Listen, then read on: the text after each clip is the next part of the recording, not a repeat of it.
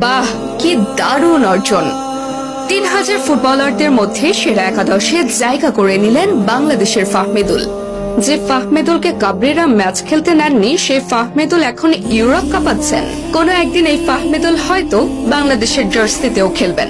ফাহমিদুলের বিশেষ অর্জন নিয়ে বিস্তারিত থাকছে প্রতিবেদনে।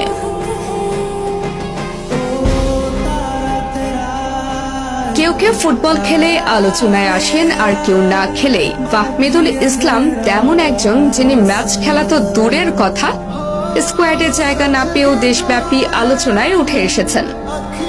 ফুটবল ভক্তদের আন্দোলনের কেন্দ্রবিন্দুতে পরিণত হয়েছেন। কেন, কি কারণে তাকে নিয়ে এত মাতামাতি হয়েছে তা বুঝতে হলে ছোট্ট একটা ঘটনা জানতে হবে। তাহলে জানবেন ফাহমিদুল কেন দেশের ফুটবল ভক্তদের কাছে সবচেয়ে বেশি আলোচনার পাত্র হয়েছিলেন, কেন তিনি ম্যাচ না খেলেও সবার কাছে পরিচিত হয়ে গেছেন।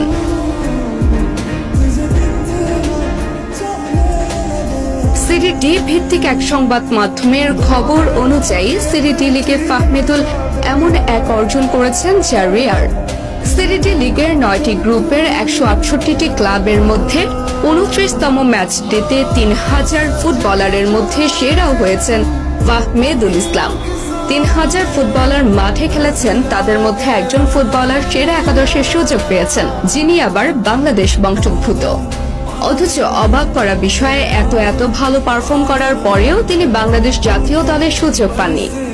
আর এতে দেশের ফুটবল যে বড় রত্ন হারিয়েছে, সে কথা স্পষ্ট করে বলা যায়।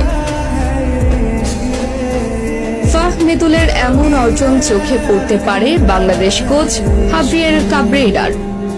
সাধারণ দৃষ্টিতে খুশি হওয়ার কথা থাকলেও কাবরেরারা কপাল চাপড়াতে পারেন। ফাহমিদুলের মতো উইঙ্গার হারিয়ে যেন বড় লসে ফেলেছে বাংলাদেশ দল, তাও আবার কথিত সিন্ডিকেটের কারণে।